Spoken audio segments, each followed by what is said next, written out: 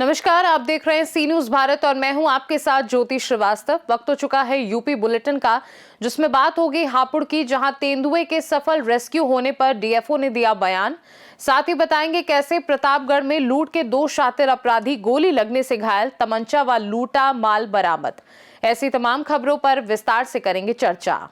हापुड़ जनपद में तेंदुए के सफल रेस्क्यू को लेकर हापुड़ डीएफओ अर्शी मालिक ने बताया कि दिल्ली और मथुरा से आई टीमों ने तेंदुए को सफलतापूर्वक रेस्क्यू कर लिया है। तेंदुए का मेडिकल परीक्षण किया जाएगा और स्वस्थ पाए जाने पर उसे सुरक्षित प्राकृतिक आवास में छोड़ा जाएगा। वहीं मेडिकल परीक्षण के बाद ही तेंदुए की उम्र का पता चल सकेगा। हालांकि मौके पर घंटों की देरी को लेकर डीएफओ अर्शी मलिक से पूछे गए सवाल पर वह लीपापोती करती नजर आई। मैम, रेस्क्यू हुआ है, क्या पूरा मामला रहा यहाँ का? हाँ, एक्चुअली क्या है, देखिए यहाँ पर हापुड़ में हमारे एक सरसों के खेत में एक तेंदुआ आ गया था, फंस गया था। उसका हम लोगों ने सफलतापूर्वक रेस्क्यू कर लिया है। अब इसकी मेडिकल जांच होगी। मेडिकल जांच होने के बाद यदि तेंदुआ जो है स्वस्थ पाया जाता है तो इसको हम लोग प्राकृतिक आवास में सफलतापूर्वक इसका छोड़ देंगे हम लोग। कितने घंटे रेस्क्यू चला पूरा? हम लोग को मॉर्निंग से ही जो है इसको रेस्क्यू किया जा रहा था। टीम वगैरह आई हुई है मथुरा से, दिल्ली से, उन्होंने इसको रेस्क्यू किया है। हमारे जो है क्षेत्रीय अधिकारी जो है मुकेश कांडपाल के देख रेख में रेस्क्यू ऑपरेशन को क्रियान्वित किया गया है। जल्दी इसको हम लोग अपना प्राकृतिक आवास में छोड़ देंगे। कितनी उम्र बताई जा रही है? अभी ये चीजें मेडिकल रिपोर्ट के बाद पता चलेंगी कि कितना एज। पैर फंसा था। हाँ, उसका ट्रीटमेंट के बाद ही उसको रिलीज किया जाएगा। अभी तो थोड़ा सा जब जांच हो जाएगी उसके बाद पता चल जाएगा। ठीक है। रेस्क्यू टीम को घंटों का इंतजार करना पड़ा, अंधेरा हो गया, आपका भी इंतजार वो करते रहे? नहीं, देखिए सब लोग लगातार काम कर रहे थे। एक विभागीय कार्रवाई होती है, सब उसी हिसाब से सारा का सारा काम किया जाता है। ऐसे नहीं होता है। आधा घंटा डिले हुआ है। नहीं, आधा घंटा डिले नहीं हुआ है। देखिए, जानवर था, हेल्दी था, उसके ऊपर दवाई का असर पड़ने में टाइम लगा हुआ है। वो जब दवा का असर उस पर हो जाएगा उसके बाद ही उसको सफलपूर्वक सुरक्षात्मक रेस्क्यू किया जाएगा। ठीक है, शुक्रिया, धन्यवाद। हापुड़ से सी न्यूज संवाददाता सचिन सागर की रिपोर्ट। कन्नौज जनपद के छिबरा मऊ के दिल्लू के नगला स्थित सौशैया अस्पताल का ऑपरेशन करते वीडियो वायरल हुआ था। इसके बाद जिलाधिकारी आशुतोष मोहन अग्निहोत्री ने संज्ञान लेते हुए 3 सदस्यीय टीम गठित की थी, जिसमें मुख्य चिकित्सा अधिकारी स्वदेश गुप्ता, उप जिलाधिकारी ज्ञानेंद्र कुमार द्विवेदी, पुलिस क्षेत्राधिकारी सुरेश कुमार मलिक को जांच के लिए सौशैया अस्पताल भेजा गया। जिसके बाद डॉक्टर और स्टाफ नर्स के साथ करीब 3 घंटे तक बातचीत की गई। जिसके बाद जब मीडिया ने मुख्य चिकित्सा अधिकारी स्वदेश गुप्ता से बातचीत की तो उन्होंने बताया कि बयान दर्ज किए गए हैं, रिपोर्ट तैयार करके जिलाधिकारी को भेजी जाएगी और कोई भी निर्दोष हो उसको सजा नहीं मिलेगी और दोषी को बख्शा नहीं जाएगा। देखिए, कार्रवाई तो बाद में होगी। अभी हम लोग जांच के लिए आए थे और एसडीएम साहब हैं छिबरा मऊ के, सीओ साहब हैं मलिक जी, तो हम लोगों ने जो है ये जांच अभी करी है। अभी हम लोग रिपोर्ट जा करके बना करके जिलाधिकारी महोदय को सौंपेंगे। उसके बाद लगभग 3 घंटे तक ये जांच चली है। आपने सबके बयान भी दर्ज किए हैं। अभी तक की जांच में क्या निष्कर्ष निकल कर आया है? 23 तारीख से ये मामला चल रहा है, आज 12 दिन का समय बीत चुका है। आपकी जांच कहाँ तक पहुँची है? नहीं, जांच तो अभी हम लोग जिलाधिकारी ने जैसे निर्देश दिए हैं तो हम लोग उनको जांच जाके अभी सौंपेंगे बना के, फिर जैसा होगा कार्रवाई की जाएगी। आपके डिप्टी सीएमओ 2 दिन पहले कोतवाली गए थे, एक तहरीर भी दे के आए थे। एक व्यक्ति के खिलाफ नेम्ड तहरीर दिया गया था, उस पर भी आपकी जांच के चक्कर में रोक दी गई है। नहीं, वो एफआईआर की कार्रवाई रोकी गई है। नहीं, रोकी नहीं गई है। एफआईआर के लिए हम लोगों ने कहा है कि उसको कर दें। सर, क्या पुराने जैसे मामलों में होता रहा है, क्या वैसा ही होगा? फिर लीपापोती की जाएगी विभाग के द्वारा? नहीं, लीपापोती नहीं, जो भी दोषी हैं उनके खिलाफ कड़ी कार्रवाई की जाएगी। जो कि हिंदुस्तान का कानून आप लोगों को पता है जी, कि कोई निर्दोष फांसी पे ना चढ़ जाए। संविधान के अनुच्छेद का छूटे ना। दोषी का निर्धारण तब तक होगा। और आज आप जांच भी कर लिए हैं और आप ही को जांच कमेटी में 3 लोगों को भेजा गया है, तो अब दिक्कत क्या आ रही है? नहीं, अब जैसे होता है कि जांच जो है हम लोगों ने इसको जाकर रिपोर्ट बनाएंगे, जिलाधिकारी को सौंपेंगे, तब कार्रवाई होगी। लेकिन सर कुछ तो ब्रीफ करिए कि आज निकला क्या है। आप रिपोर्ट सौंपेंगे लेकिन अभी तक की जांच में क्या निकला है? कोई दोषी ये निकला आपको है या जो क्लीन चिट जब निकली है? हम लोग रिपोर्ट सौंपेंगे, भी बना रहे हैं। सर पुराने जैसे मामलों में देखा गया, इससे पहले भी सोचें आयुष्मान कार्ड का मामला सामने आया, बाहर से दवाइयां लिखने का मामला सामने आया, कई प्रकरण सामने आए। हर बार लिपापोती कर दी कि जांच कमेटी बनती है, जांच होती है, फिर क्या अंदर खाने से कोई सेटिंग होने के बाद बात ठंडे हो नहीं, चली इस बार जाती है। 28 पूरा मैं कर दूं, 28 नवंबर को आयुष्मान कार्ड बनाने वाले एक व्यक्ति ने एक बाबा से 1000 रुपये वसूले। 28 नवंबर को आपसे मेरी बात भी हुई थी इस संबंध में, खबरें भी छपी थी। बाबा 4 दिन तक एडमिट रहा, अपने आरोपों पे कायम भी रहा लगातार 4 दिन, उसके बाद भी क्लीन चिट दे दी गई। नहीं, कोई भी निर्दोष जो है उसको सजा नहीं मिलेगी और दोषी छोड़ा नहीं जाएगा। सर वो सर इससे एक पहले महीने के यही- बाद भी वो आयुष्मान कार्ड वाला आज तक आपकी नजर में निर्दोष होगा जो क्यों बैठ रहे हैं? नहीं, लेकिन आप लोग जो है एकदम मुतमईन रहे कि कोई भी निर्दोष जो है वो सर, बार-बार फंसेगा नहीं निर्दोष- और दोषी छोड़ा नहीं जाएगा। कन्नौज से सीनू संवाददाता महेश गौड़ की रिपोर्ट। ललितपुर में ग्राम साड़मार में श्रद्धा और भक्ति के वातावरण में श्रीमद् भागवत कथा का आयोजन किया गया, जिसमें प्रसिद्ध कथावाचक चंद्रभूषण पाठक द्वारा कथा वाचन किया जा रहा है। कथा के प्रथम दिवस विधि विधान से पूजन अर्चन के बाद शुभारंभ हुआ।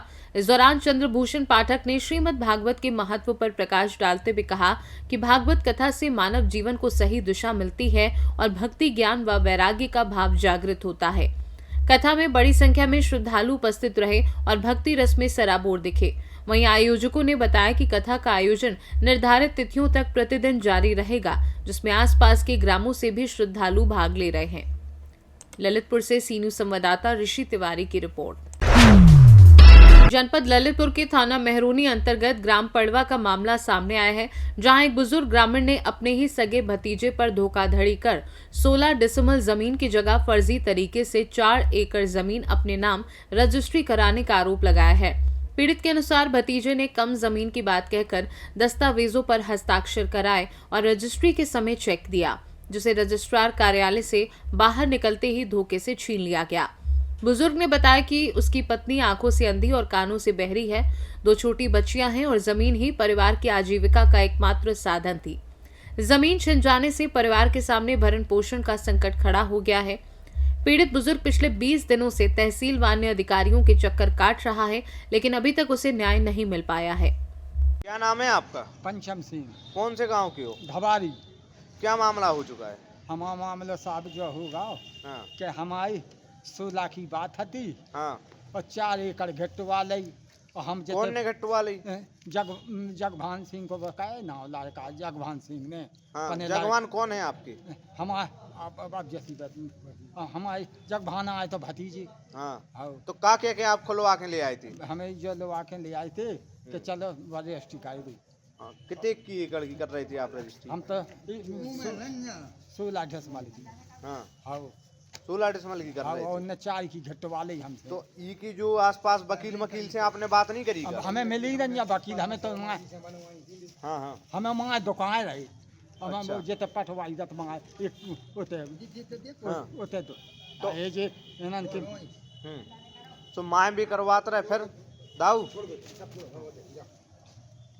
हाँ, फिर बाद में? तो हम सब भाई ऊँठा लगवा लाई। हाँ और फिर ऊँठा लगवा के सेख रन जाएगा हाँ। और मन से तो चलो। आपने पूछे नहीं कि कितने का कैसे अंगूठा लगवा रहे? हाँ, कल ले तुम्हें कछु नहीं करने सब हो रहा। अच्छा। जाकर ही हमसे हाँ जो रजिस्ट्री का ऊँठा लगवाए। हाँ। हाँ, और पेते आए सो हमें लुवा ले आए भी। कल चलो हमारे साथ। जब उते फोटो मोटू खिंचत रजिस्ट्री में सो उते उनने पैसा की पूछी थी कैसे का पैसा था, क्या कि बिना के पैसा के तो करत नहीं है। उनने जा कही थी हमसे साहब ने। हाँ हाँ कि कल तुमने ढाई थी कि पैसा मिल गए। हाँ। हमने आओ तो मिले? हाँ हाँ हाँ। कल जा तुमने ढाई थी बेची है, हमने आओ। हाँ, बस ऐसे ही कही थी। हाँ, हमने और पैसा की पूछी उनने? पैसा की पूछी सो हमने उनने चेक दाए थे हमें। कितने कितने के दे थे चेक? हमें हमको पढ़ी लिखी आए सो तो चेक ऐसे ही दे रहे थे हाँ उनने? वैसे ही दे रही थी। फिर चेक है आपके पास? हाँ हाँ उन्हीं ने छोड़ा लाई। तो वकील ने चेक चढ़ाए तो होंगे जो जमीन की लाने? अब भी जाने हमें हम तो माँ दुकान रही। हाँ, तो आपकी अब का इच्छा है? हमारे नाम जमीन होना चाहिए। वापस आपकी चाहने आपको हाँ, जमीन? हमें जमीन- मतलब बेचने नहीं है हाँ आपको? हमें नहीं बेचने।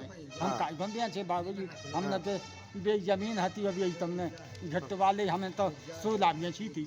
हाँ 16 कितनी 16? हाँ 16 ढोसमान। अच्छा 16 डिसमल बेची थी, इनने 4 एकड़ करवा ली। हाँ हाँ। कौन कौन ने करवाई? कुकु हतू थे। उते जगभान को लड़का हतू, हाँ वही के नाम रेस्ट किया भाई। अच्छा हाँ। और कुकु हतू कौन कौन के नाम पे करी रजिस्ट्री? एक ही जन के हाथ पे करी है वो कौन हम है? एक ही जन के नाम पे हाँ करी? एक जगभान के लड़का के नाव। अच्छा क्या ही नाव एवराज जी। युवराज के नाम भाई। हाँ एवराज के नाव रेस्ट। तो ई की शिकायत आप कितने कितने कर चुके? हम एक ही शिकायत इतने करी हमने जैसे दाखिल खाज हो। अच्छा हाँ उते हमने आपत्ति लगा दी। हाँ और फिर ई के पहले एसडीएम नो एसडीएम नो करी। हाँ ये हाँ जब तक हमारी मॉर्निंग आ गई थी। हाँ हाँ मोनी भी हैं आप? हाँ मॉर्निंग आ गई। कितनी है मोनी आप? 2। अच्छा पत्नी क्या है, कहाँ रहती हैं आपकी पत्नी? हाँ, ललितपुर से सी न्यूज संवाददाता ऋषि तिवारी की रिपोर्ट। ललितपुर में मौसम के अचानक बदले मिजाज से ठिठुरन भरी ठंड बढ़ गई है, जिसे देखते हुए मेहरौनी तहसील के उपजिलाधिकारी रजनीश बाजपेयी रात्रि भ्रमण कर निकले और गरीब, असहाय व वृद्ध जरूरतमंद लोगों को कंबल वितरित कर ठंड से राहत दिलाई। कड़ाके की ठंड और कोहरे के कारण लोगों का बाहर निकलना दूभर हो गया है। ऐसे में प्रशासन पूरी तरह सक्रिय नजर आ रहा है। रात्रि भ्रमण के दौरान उपजिलाधिकारी के साथ लेखपाल सहित तहसील के सभी कर्मचारी मौजूद रहे और कंबल वितरण में सक्रिय सहभागिता निभाई। वहीं उपजिलाधिकारी रजनीश बाजपेयी ने निर्देश दिया कि मेहरौनी तहसील क्षेत्र में कोई भी व्यक्ति ठंड के कारण परेशान न हो, जिसके तहत विभिन्न स्थानों पर लगातार कंबल वितरण का आयोजन किया जा रहा है। ललितपुर से सी न्यूज संवाददाता ऋषि तिवारी की रिपोर्ट।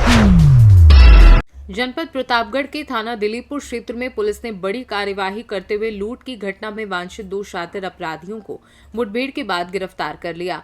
चौहरजन पुल के पास जंगल क्षेत्र में चेकिंग के दौरान बदमाशों ने पुलिस टीम पर फायरिंग कर दी, जिसके जवाब में हुई पुलिस फायरिंग में दोनों अपराधी गोली लगने से घायल हो गए। घायल अभियुक्तों की पहचान लवकुश ओझा 18 वर्षीय पुत्र राकेश ओझा निवासी ग्राम श्रीपुर थाना रानीगंज एवं चांद 19 वर्षीय पुत्र रामवृक्ष निवासी ग्राम सराय शेरखान थाना रानीगंज जनपद प्रतापगढ़ के रूप में हुई है। दोनों के दाहिने पैर में गोली लगी है, जिन्हें उपचार हेतु जिला अस्पताल प्रतापगढ़ भेजा गया।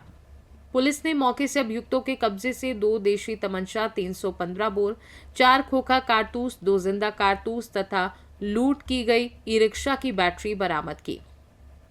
पुलिस के अनुसार दिनांक 3 जनवरी 2026 को थाना दिलीपुर क्षेत्र के ग्राम रामपुर आधारगंज में अज्ञात बदमाशों ने एक ई-रिक्शा चालक को सुनसान स्थान पर रोककर तमंचा व चाकू के बल पर ई-रिक्शा की बैटरी, मोबाइल फोन और 700 रुपए नकद लूट लिए थे। इस मामले में थाना दिलीपुर पर मुकदमा दर्ज किया गया था। वरिष्ठ अधिकारियों के निर्देशन में कार्यवाही पुलिस अधीक्षक दीपक भूकर के निर्देशन में अपर पुलिस अधीक्षक पश्चिमी शैलेंद्र लाल एवं क्षेत्राधिकारी पट्टी मनोज कुमार सिंह रघुवंशी के पर्यवेक्षण में थानाध्यक्ष बलराम सिंह के नेतृत्व में पुलिस टीम चेकिंग अभियान चला रही थी। इसी दौरान बदमाशों द्वारा फायरिंग की गई, जिसमें आत्मरक्षार्थ में पुलिस ने जवाबी कार्यवाही की। गिरफ्तार अभियुक्त चांद पर पूर्व में 2 आपराधिक मुकदमे तथा लवकुश ओझा पर भी विभिन्न धाराओं में मुकदमा दर्ज रहा है। पुलिस द्वारा दोनों के विरुद्ध अग्रिम विधिक कार्यवाही जारी है। गिरफ्तार करने वाली पुलिस टीम में थानाध्यक्ष बलराम सिंह, उप निरीक्षक रमिल कुमार, उप निरीक्षक पंकज कुमार वर्मा, कांस्टेबल निर्दोष कुमार, कांस्टेबल धीरज कुमार, कांस्टेबल जगदीश प्रसाद थाना दिलीपुर शामिल रहे। आज दिनांक 5/1/26 को जनपद प्रतापगढ़ में थाना दिलीपुर क्षेत्र में चौहरजन पुल के पास यशो दिलीपुर व उनके प्रेक्षक व फोर्स के साथ बदमाशों की मुठभेड़ हो गई, जिसमें आत्मरक्षा पुलिस द्वारा गोली चलाने पर 2 अभियुक्तों के पैर में गोली लगी है। एक अभियुक्त का नाम चांद सनाफ रामवृक्ष जो कि सराय शेरखान का निवासी है, और दूसरा अभियुक्त लवकुश पिता का नाम राकेश जो कि श्रीपुर का निवासी है। दोनों अभियुक्त रानीगंज के निवासी है और इनका पूर्व का आपराधिक इतिहास है। इस संबंध में अवगत कराना है कि दिनांक 3/26 को दिलीपुर के राम आधारगंज में 4 बदमाशों द्वारा ई रिक्शा तय करके ले जाया गया और सुनसान स्थान पर तमंचा व चाकू के बल पर ई रिक्शा की लिथियम आयन की बैटरी, ई रिक्शा चालक का मोबाइल व कुछ पैसे लूट लिए गए थे, जिसके संबंध में मुकदमा पंजीकृत किया गया था। उन्हीं बदमाशों की सूचना आज चौहरजन पुल के पास थी, जिस पर यशो दिलीपुर में फोर्स के पहुंचे और उन्हें पकड़ने का प्रयास किया, जिस पर बदमाशों द्वारा पुलिस पर लगातार गोली चलाई जा रही थी, जिसमें आत्मरक्षा गोली चलाने पर बदमाश के पैर में गोली लगी है। घटनास्थल से ई रिक्शा की लिथियम आयन की बैटरी भी बरामद की गई है और अभियुक्तों द्वारा चलाए गए तमंचे, कारतूस आदि बरामद किए गए हैं। घटना में प्रयुक्त मोटरसाइकिल भी बरामद की गई है। दोनों अभियुक्तों को तत्काल इलाज हेतु जिला अस्पताल प्रतापगढ़ रवाना किया गया है और शेष अभियुक्तों की भी गिरफ्तारी शीघ्र कर ली जाएगी। इस संबंध में अन्य आवश्यक विधिक कार्रवाई की जा रही है। प्रतापगढ़ से सीनू संवाददाता रोहित जायसवाल की रिपोर्ट। छोटी काशी परिवार तथा विश्व हिंदू परिषद के सहयोग से छोटे काशी महोत्सव 2026 का आयोजन छोटी काशी अशोकपुर पट्टी प्रतापगढ़ में आयोजित किया जा रहा है। कार्यक्रम के आयोजन के लिए पट्टी नगर स्थित डाक बंगले में का आयोजन किया गया। कार्यक्रम के मीडिया प्रभारी अंकित पांडे ने बताया कि भगवान राम हिंदुत्व के प्राण हैं, इसलिए अयोध्या में उनके प्राण प्रतिष्ठा की वर्षगांठ पर इस कार्यक्रम का आयोजन किया जा रहा है। कार्यक्रम के विशेष सहयोगी विश्व हिंदू परिषद के जिलाध्यक्ष नागेंद्र मिश्रा ने छोटी काशी के इतिहास को बताते हुए कहा कि यह मध्यकालीन भारत में यहाँ के विद्वानों का डंका बजता था। आज सनातन धर्म की रक्षा के लिए इसी स्थान को चुना गया है।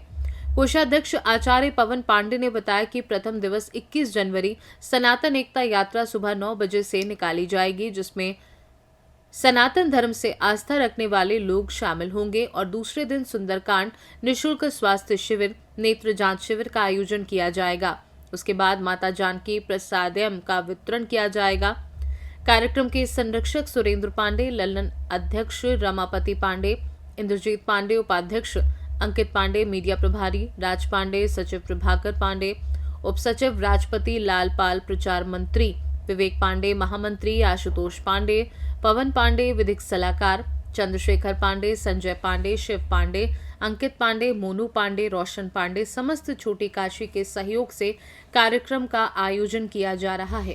प्रपद्ये मर्यादा पुरुषोत्तम भगवान श्री राम की पावन अनुकंपा से श्री राम मंदिर प्राण प्रतिष्ठा के द्वितीय वर्षगांठ पर हमारे आध्यात्मिक संरक्षक श्री संकट मोचन हनुमान जी की कृपा से छोटी काशी ग्राम अशोकपुर में छोटी काशी महोत्सव 2026 का आयोजन होने जा रहा है, जिसकी जानकारी आप सभी को विश्व हिंदू परिषद के हमारे वर्तमान जिलाध्यक्ष अभिभावक श्री नागेंद्र मिश्र जी के द्वारा प्रदान की गई।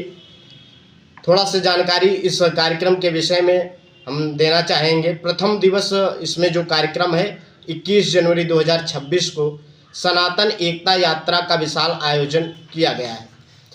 इस सनातन एकता यात्रा का जो मुख्य उद्देश्य है वह है भारत हिंदू राष्ट्र हो, गौमाता राष्ट्रमाता हो और सामाजिक समरसता की स्थापना हो, धर्मांतरण पर प्रतिबंध लगे, साथ ही लव जिहाद को रोका जाए। ऐसे ही उद्देश्य के साथ यह सनातन एकता यात्रा जो है प्रतापगढ़ जनपद के अंतर्गत पट्टी तहसील के अंतर्गत छोटी काशी ग्राम अशोकपुर में आयोजित होने जा रही है। आप सभी पत्रकार बंधुओं के माध्यम से हम सभी सनातनियों का इस यात्रा में आह्वान करते हैं कि आप भारी से भारी संख्या में जुड़ करके इस यात्रा को सफल बनाएं, जिससे कि जो आज बांग्लादेश की हालत है, जो आज सनातनियों की हालत है, उस पर हम विचार कर सकें।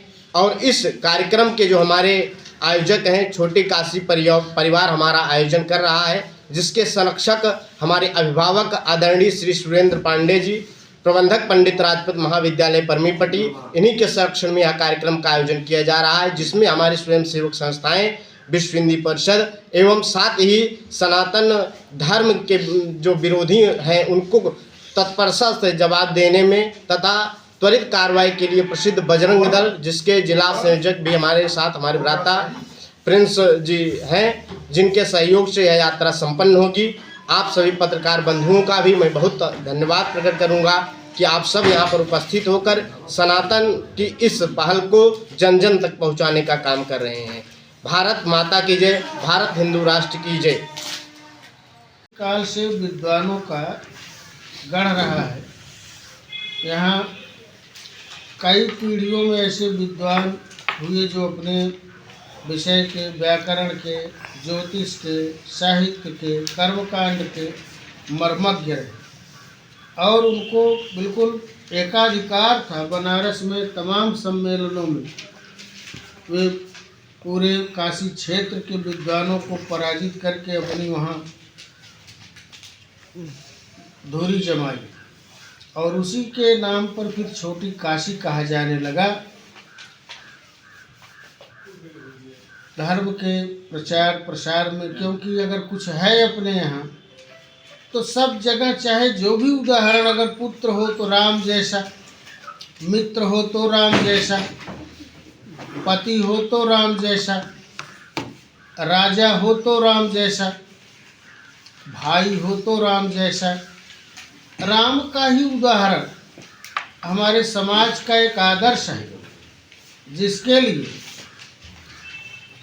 31 जनवरी पौष शुक्ल पक्ष द्वादशी को 2024 में अयोध्या में राम मंदिर की प्राण प्रतिष्ठा हुई।